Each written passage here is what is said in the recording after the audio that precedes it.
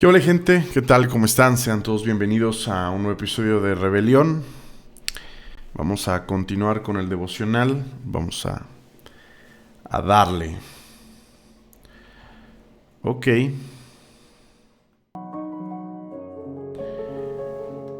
El día de hoy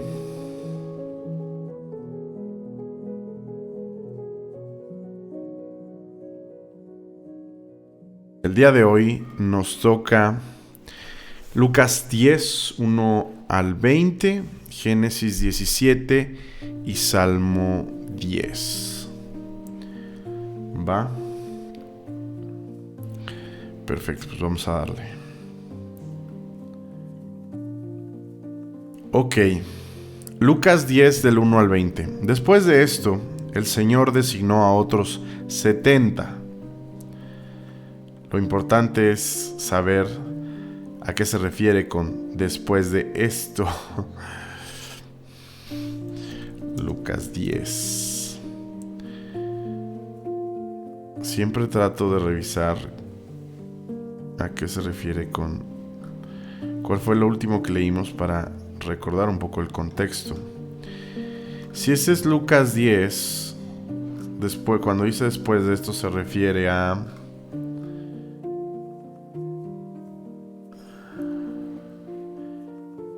cuando Jacobo y Juan le dijeron a Jesús que si querían que destruyera a las personas, a los samaritanos. ¿Quieres que mandemos que descienda fuego del cielo y los consuma? Algo que no les dije ayer, pero me parece sorprendente, es cómo ellos creen que sí pueden hacer eso. O sea, Dios les dio potestad sobre demonios y sobre enfermedades, pero no recuerdo una parte donde Dios les haya dado la potestad sobre los, ¿cómo se llama? Sobre el fuego y sobre las aguas o cosas así. O sea, no recuerdo alguna ocasión donde Jesús les haya dado autoridad sobre los elementos, es a lo que voy. Y pues al parecer o ya la tienen o alguna vez hicieron pruebas y sí les salió, porque tienen una determinación muy fuerte para decir que si quiere Jesús que mande que se descienda fuego del cielo y los consuma. Miren, no está clara esa parte. Si estaban blofeando, si todavía iban a descubrir si podían hacer eso o si en algún momento ya habían manipulado algún elemento de la naturaleza. Pero lo bueno es que Jesús los detuvo. Luego Jesús les explica lo que demanda el discipulado. Básicamente 3 cosas que ayer tampoco las subrayamos con mucha precisión. Pero era incomodidad, era probablemente renunciar a ciertas cosas en nuestra vida, renunciar a vivir ciertas cosas, a poder compartir ciertas cosas. Y el último era no poder renunciar.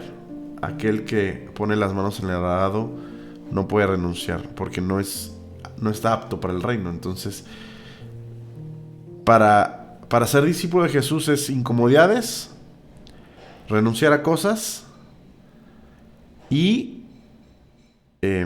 no se puede renunciar. O sea, no se puede renunciar al reino. A otras cosas sí tienes que renunciar, pero al reino no.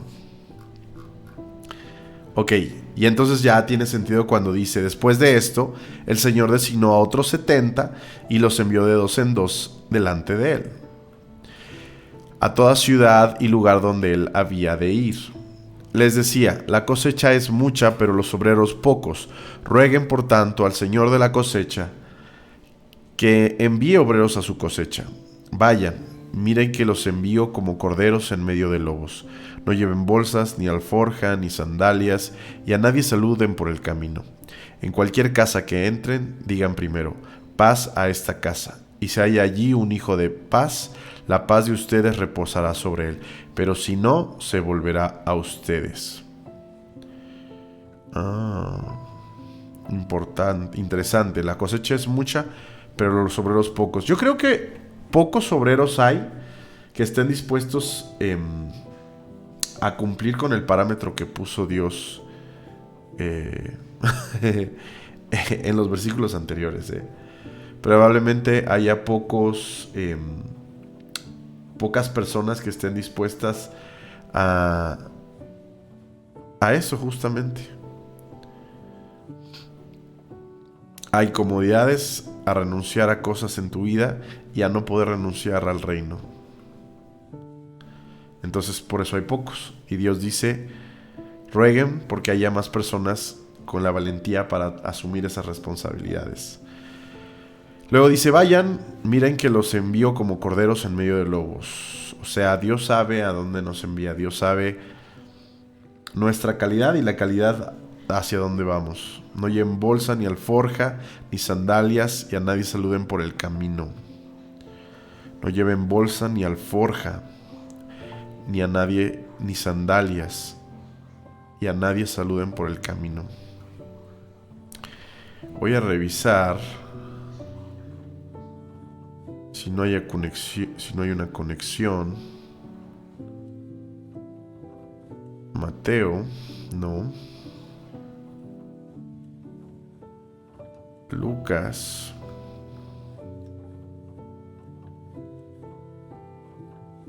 Ok.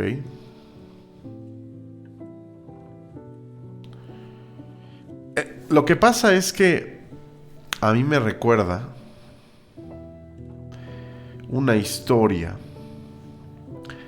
donde había un profeta que Dios le dio una encomienda y le dijo que no se parara en el camino ni... Bueno, vamos a revisarla para que no digan que yo, profeta que se lo come un león, para que no digan. Ok, que no digan que no revisamos las cosas.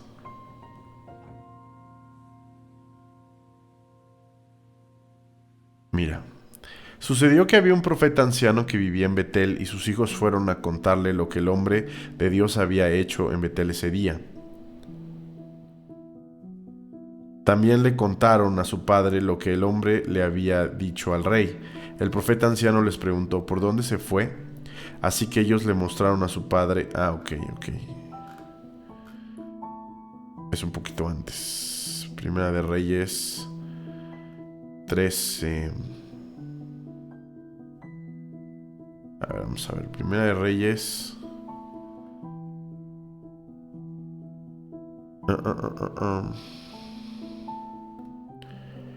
Biblia de las Américas. Nueva Biblia de las Américas. Ok.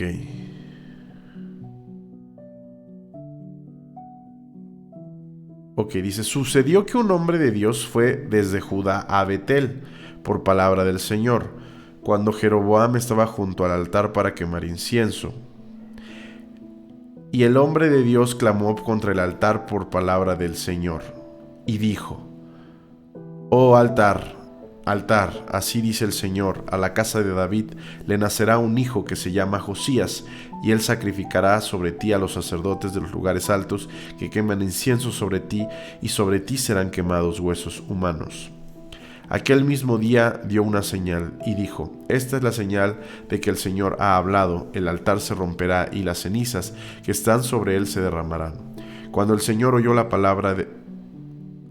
oyó la palabra que el hombre de Dios había clamado contra el altar de Betel, extendió su mano desde el altar y dijo, préndanlo. Pero la mano que extendió contra él se le quedó rígida, de modo que no podía volver hacia sí. El altar se rompió y las cenizas se derramaron del altar, conforme a la señal que el hombre de Dios había dado por palabra del Señor. El rey respondió al hombre de Dios, te ruego que supliques al Señor tu Dios, ahora sí, ¿no? Y ores por mí para que mi mano me sea restaurada. El hombre de Dios suplicó al Señor y la mano del rey le fue restaurada y quedó como antes. Entonces el rey dijo al hombre, ven conmigo a casa y refréscate y te daré una recompensa. Pero el hombre de Dios dijo al rey, aunque usted me diera la mitad de su casa, no iría con usted, tampoco comería pan ni bebería agua en este lugar, porque así me ordenó por palabra del Señor, que me dijo: no comerás pan, ni beberás agua, ni volverás por el camino que fuiste. Y se fue por otro camino, no regresó por el camino donde había ido a Betel.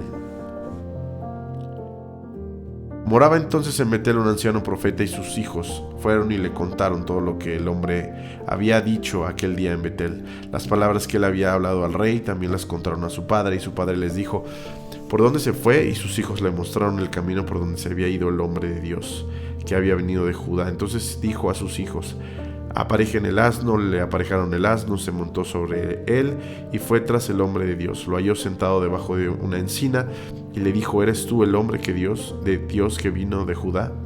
Y él respondió: soy yo, o yo soy. Entonces le dijo: ven conmigo a casa y come pan. Y él respondió: no puedo volver contigo ni ir contigo, tampoco comeré pan ni beberé agua contigo en este lugar, porque me vino un mandato por palabra del Señor: no comerás pan ni beberás agua allí, ni volverás por el camino que fuiste. El otro le respondió: yo también soy profeta como tú, y un ángel me habló que por palabra del Señor, diciendo: tráele contigo a tu casa para que coma pan y beba agua. Pero le estaban mintiendo. Entonces se volvió con él, comió pan en su casa y bebió agua. Para no hacerles larga la historia, un león mata al profeta por haber desobedecido, debido a que lo engañaron. Y no sé por qué me acordé que Jesús les estaba diciendo: vayan, miren que los envío como corderos en medio de lobos. No lleven bolsa ni alforja, ni sandalias, y a nadie saluden por el camino. Me acordé, no necesariamente tiene relación. En cualquier casa que entren, primero digan: paz a esta casa. Y si hay allí un hijo de paz, la paz de ustedes reposará sobre él, pero si no, se volverá a ustedes. Ok. ¿Hay una transmisión de paz? Puede ser, lo está dando a entender. Permanezcan entonces en esa casa, comiendo y bebiendo lo que les den, porque el obrero es digno de su salario. No se pasen de casa en casa. En cualquier ciudad donde entren y los reciban, coman lo que les sirvan. Sanen a los enfermos que haya en ella y díganles: se ha acercado a ustedes el reino de Dios. Chéquense, ¿eh? Se ha acercado a ustedes el reino de Dios. Se ha acercado. Jesús había dicho antes: el reino de Dios está ya entre ustedes, pero aquí se ha acercado, porque se está acercando a la familia, o bueno, a la ciudad donde entren y los reciban.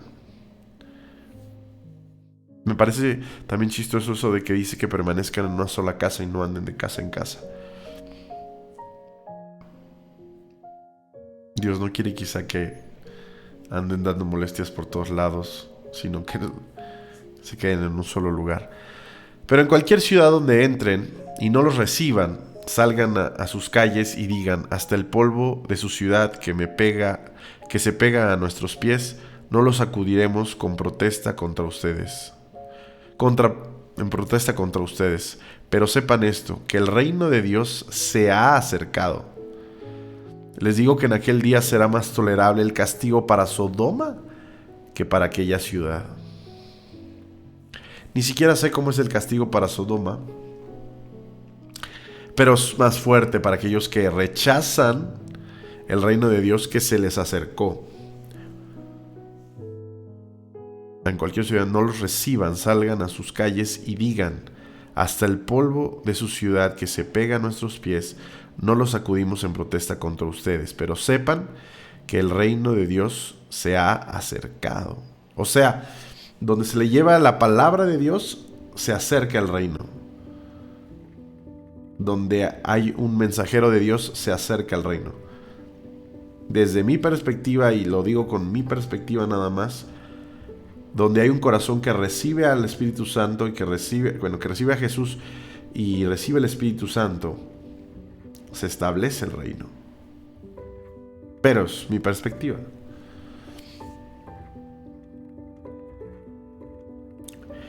En cualquier ciudad en donde entren y no los reciban, salgan a sus calles y digan: hasta el polvo de su ciudad que se pega a nuestros pies, nos lo sacudimos en protesta contra ustedes.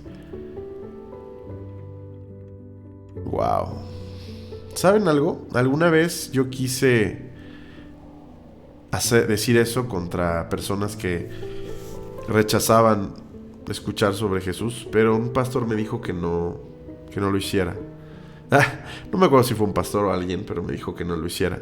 Yo dije, pero pues es bíblico, me voy a sacudir el polvo de mis pies y ni modo que sea más tolerable el castigo para Sodoma y para Gomorra que para ellos.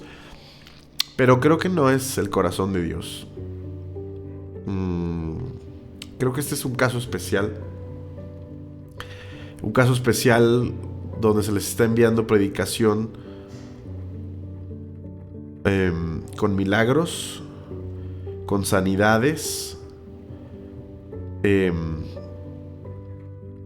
con Cristo mismo al pueblo de Israel. Y aquellos que sean del pueblo de Israel, que rechacen el Evangelio, bueno, creo que en ese caso, para este momento histórico en el que nos encontramos, sí valía eso. Si ustedes, hay alguien a quien lo han buscado y le han tratado de hablar de Jesús y lo ha rechazado, no creo que debieran hacer esto. Porque creo que las personas deberían de gozar de la oportunidad durante muchos años.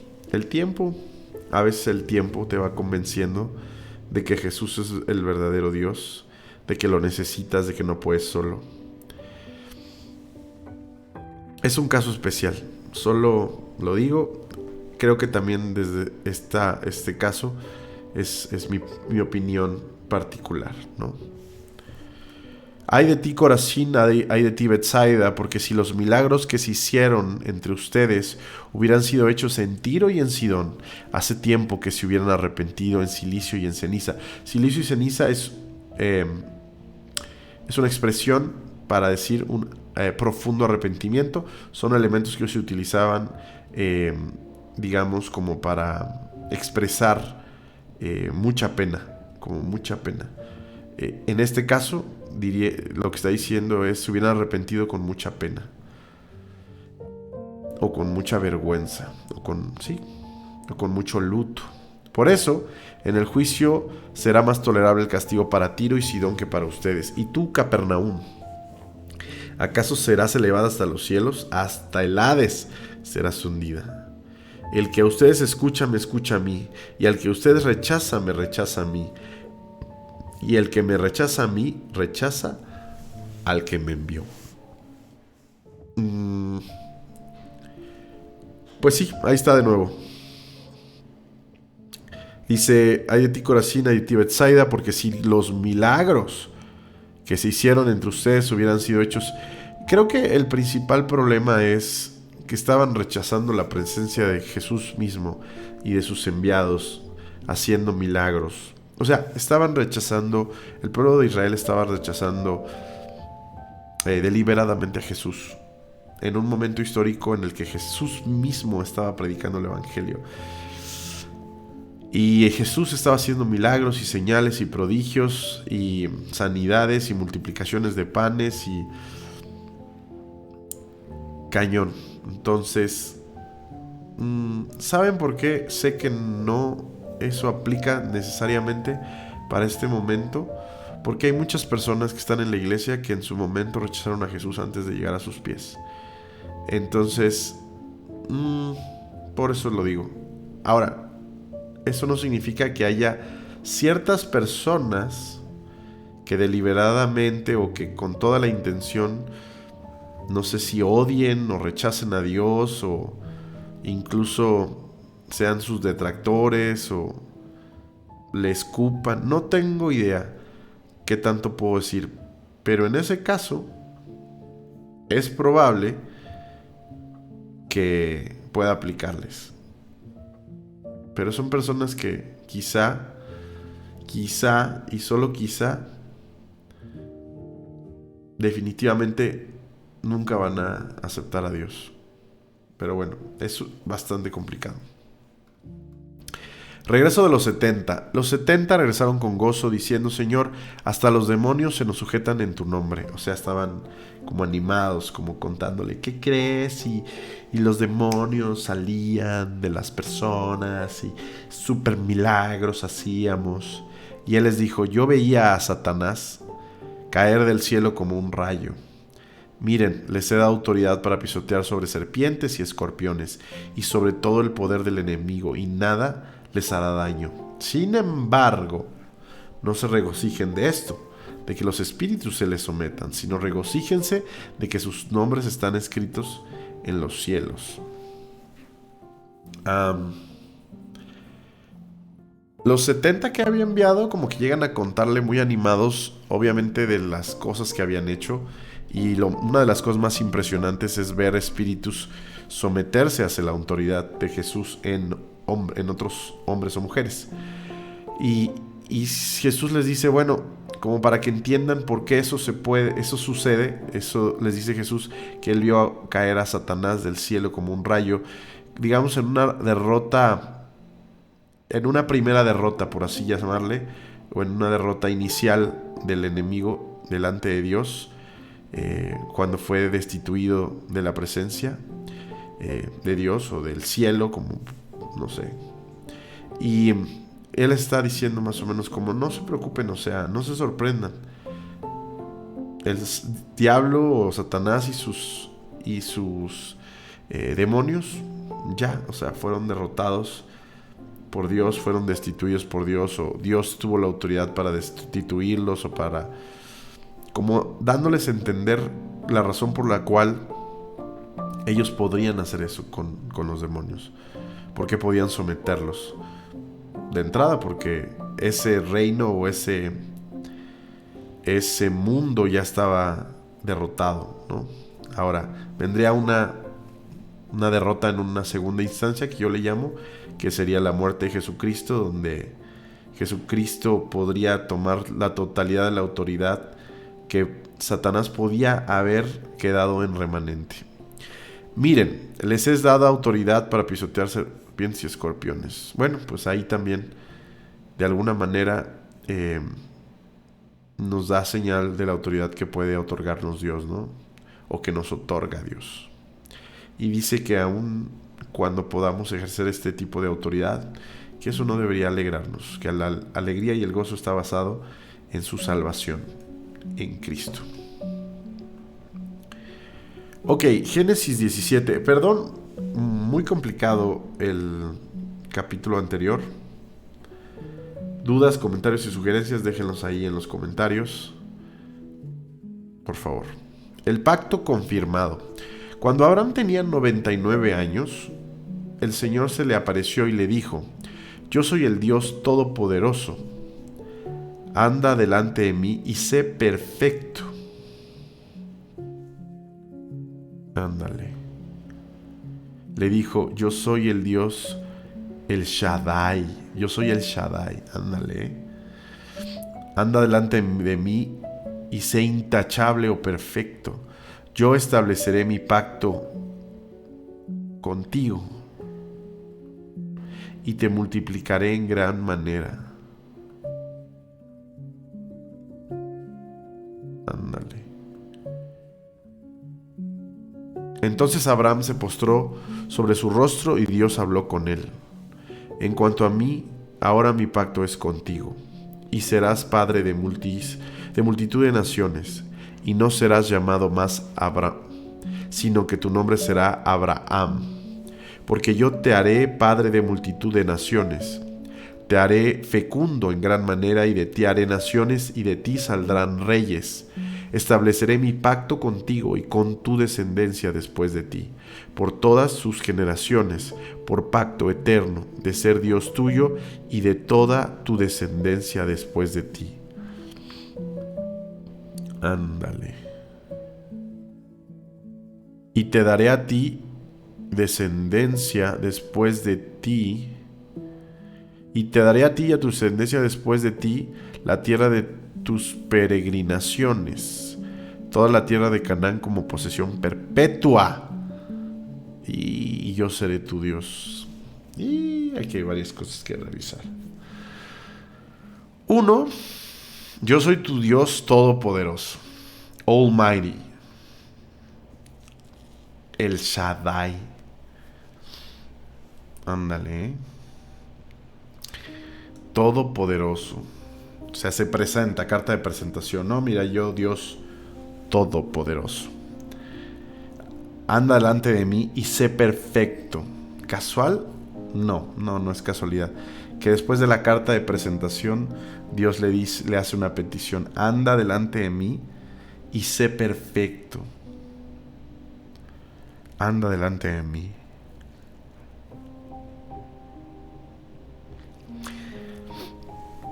Ese anda delante de mí es como cuando a veces tú le dices a tu pareja o a tu esposa o a tu hijo o a un niño, por favor ve delante de mí, que yo te pueda ver, que vayas bajo mi protección, que vayas en mi cuidado, no te escabullas y sé perfecto. Fíjense, cuando lo analizas de manera frase por frase es muy revelador. Yo estableceré mi pacto contigo y te multiplicaré en gran manera. Donde hay pacto hay bendición.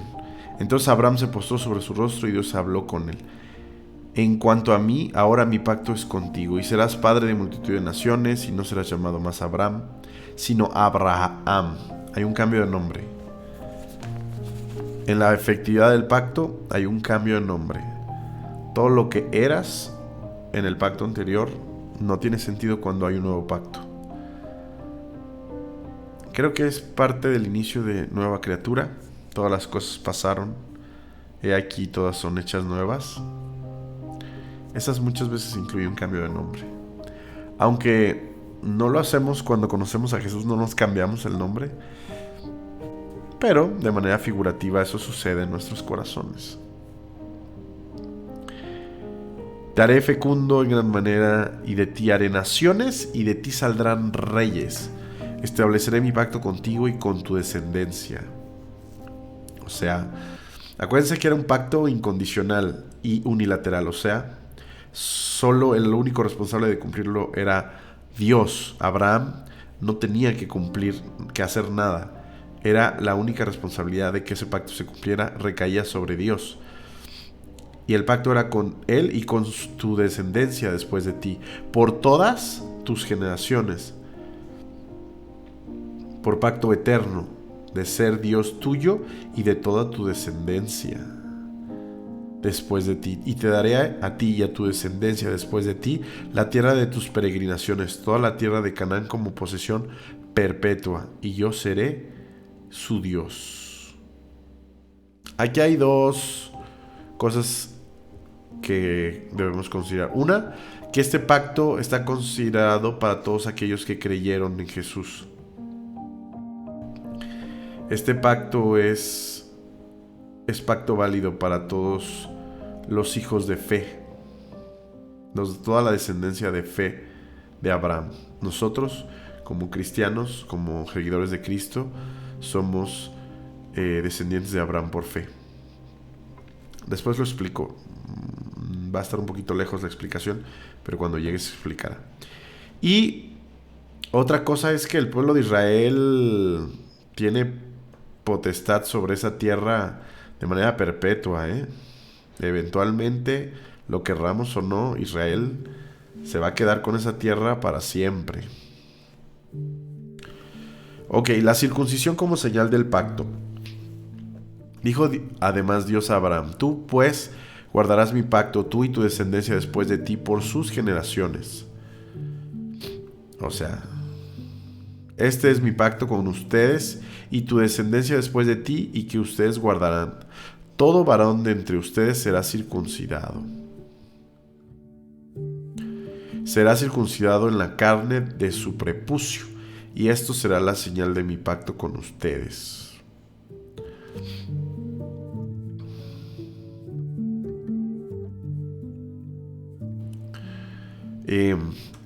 Era una evidencia física del pacto, Aunque, te voy a ser honesto, pues nadie iba con el miembro de fuera mostrando que era parte del pacto. Era algo que, aunque era una señal de carne, era un pacto de sangre, porque obviamente cuando hay un derramamiento, cuando hay un corte del prepucio, hay sangre.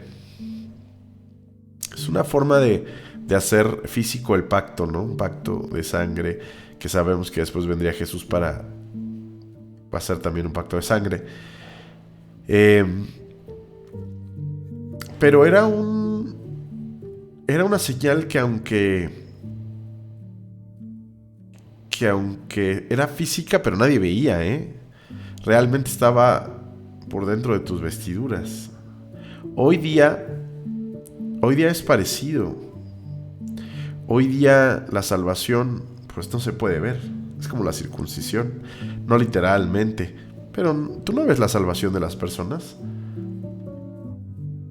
Tú puedes ver la tuya. Desde el sentido de que todos sabemos, el Espíritu Santo, o nuestro espíritu, no, el Espíritu Santo, ya no me acuerdo cómo es. Nuestro espíritu atestigua que somos salvos por la presencia del Espíritu Santo en nuestros corazones. Pero yo no puedo ver la salvación de otras personas.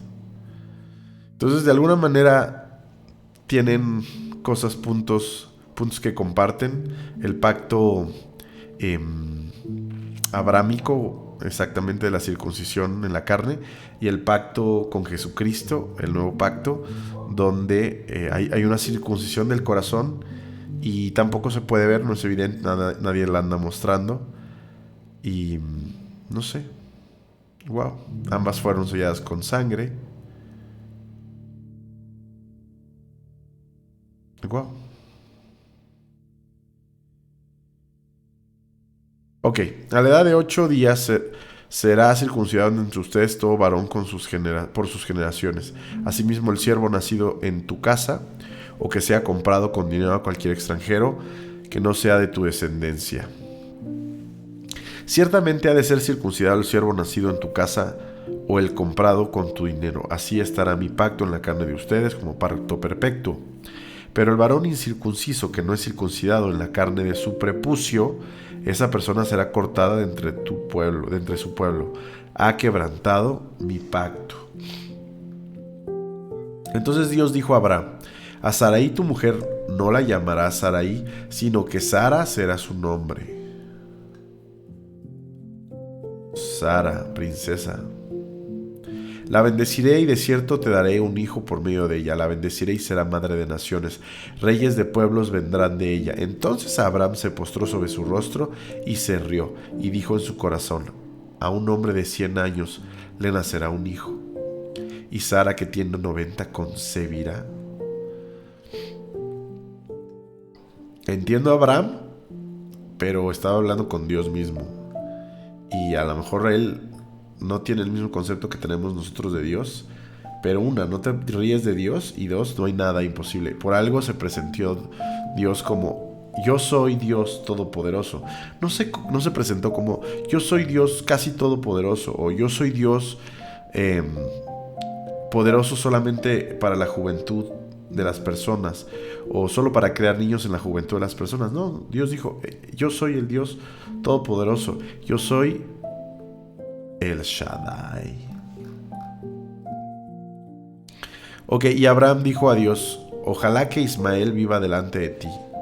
O sea, como diciendo, bueno, pues ojalá Ismael pueda hacer la promesa que dices, ¿no?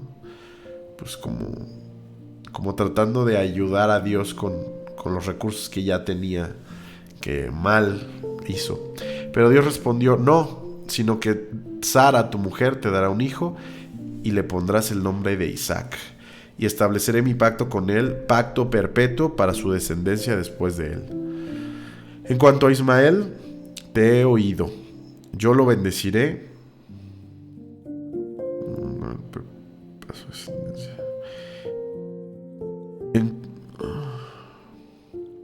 En En cuanto a Ismael te he oído, yo lo bendeciré y lo haré fecundo y lo multiplicaré en gran manera. Él será el padre de 12 príncipes y haré de él una gran nación. Pero mi pacto lo estableceré con Isaac, el hijo que Sara te dará por este tiempo, el año que viene.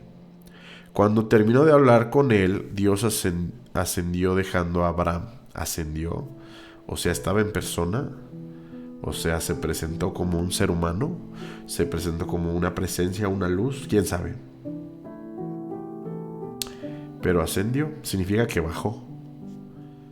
Entonces Abraham tomó a su hijo Ismael y a todos sus siervos nacidos en su casa, y a todos los que habían sido comprados con su dinero, a todo varón de esas, entre las personas de la casa de Abraham, y aquel mismo día les circuncidó la carne de su prepucio, tal como Dios le había dicho. Abraham tenía 99 años cuando fue circuncidado. No. Y su hijo Ismael tenía 13 años cuando fue circuncidado. Pobre morro. El mismo día fueron circuncidados Abraham y su hijo Ismael. También fueron circuncidados con él todos los varones de su casa, que habían nacido en la casa o que habían sido comprados a extranjeros. Wow. Salmo 10. También hay algo que quiero mencionar del salmo anterior. Quizá no fui muy preciso, pero el salmo anterior hablaba de las naciones que rechazan a Dios. Habló de las naciones que no les importa a Dios y que, sin embargo, esas naciones eventualmente sabrán quién es Él, cuál es su poder y que eran solo hombres organizados. Nadie puede pasar por encima de la voluntad de Dios. El Salmo 9 está increíble. Bueno, vamos con el 10. ¿Por qué, oh Señor, te mantienes alejado y te escondes en tiempos de tribulación? Con arrogancia el impío acosa al afligido. Que sea atrapado en las trampas que ha preparado. Bueno, esta es una pregunta que todos nos hemos hecho. ¿Por qué, oh Señor, te mantienes alejado y te escondes en tiempos de tribulación? Con arrogancia el impío acosa al afligido, que sea atrapado en las trampas que ha preparado. Porque del deseo de su corazón se gloria el impío, y el codicioso maldice y desprecia al Señor. El impío en la arrogancia de su rostro no busca a Dios, pero su pensamiento es: no hay Dios. Ándale, para todos los ateos. El impío en la arrogancia de su rostro no busca a Dios. Todo su pensamiento es: no hay Dios. Sus caminos prosperan en todo tiempo. Sus juicios, oh Dios, están en lo alto, lejos de su vida. Tus juicios, oh Dios, están en lo alto, lejos de su vista. A todos sus adversarios los desprecia. Dice en su corazón: no hay quien me mueva. Por todas las generaciones no sufriré adversidad. Llena está su boca de blasfemia, engaño y opresión. Bajo su lengua hay malicia e iniquidad. Se sienta al acecho de las aldeas. En los escondrijos mata al inocente. Sus ojos espían al desvalido. Acecha en el escondrijo como león en su guarida. Acecha para atrapar al afligido, y atrapa al afligido arrastrándolo a su red. Se agazapa, se encoge, y los desdichados caen en sus garras. El impío dice en su corazón: Dios se ha olvidado, ha escondido su rostro, nunca verá nada. Ándale, levántate, oh Señor, alza, oh Dios, tu mano, no te olvides de los pobres, porque ha despreciado el impío a Dios. Porque ha despreciado el impío a Dios, ha dicho en su corazón: tú no le pedirás cuentas. Sí. Tú lo has visto porque has contemplado la malicia y el maltrato para hacer justicia con tu mano. A ti se acoge el desvalido. Tú has sido amparo del huérfano. Quiébrale el brazo al impío y al malvado. Persigue su maldad hasta que desaparezca. El Señor es rey eternamente y para siempre. Las naciones han perecido de su tierra. Las naciones han perecido de su tierra. Oh Señor, tú has oído el deseo de los humildes. Tú fortalecerás su corazón e inclinarás tu oído, para hacer justicia al huérfano y al afligido, para que no vuelva a causar terror al hombre que es de la tierra. Tú has oído el deseo de los humildes, tú fortalecerás su corazón e inclinarás tu oído.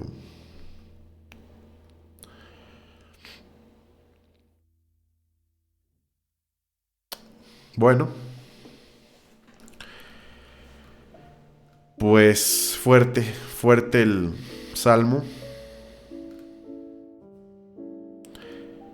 Empieza David un poquito reprochando. Luego describe su pesar, que es el afligido, el impío, cómo aflige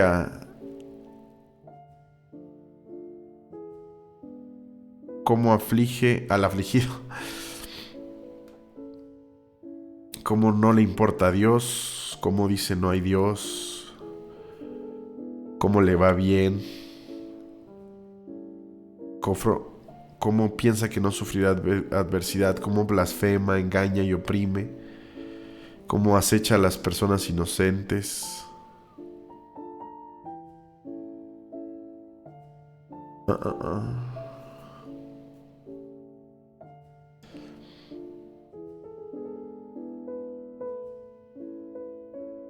Pues sí. ¿Cómo piensa que Dios no hará justicia con él? Ay, se me apagó una luz.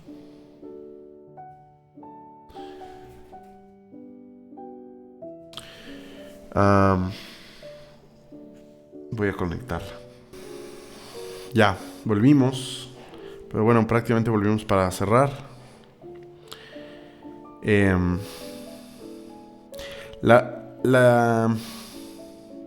final de este salmo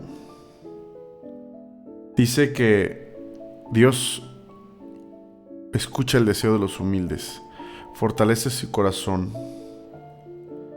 va a hacer justicia al huérfano y al afligido, para que no vuelva a causar terror el impío o el hombre malo. Entonces empieza el salmo con un poquito un reproche de David, descripción del al malo, de todo su hacer, del cómo aflige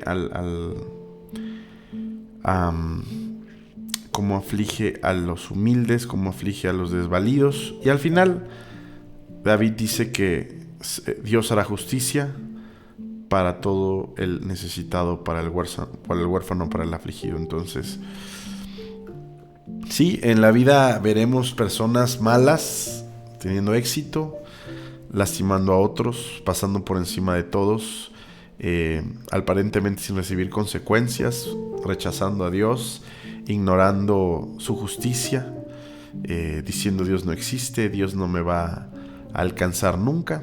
Pero mira, al final, eventualmente, todos sabemos cómo terminan esas historias, y algo sí estoy seguro es que nadie en esta tierra, nadie quedará exento de enfrentar la justicia de Dios.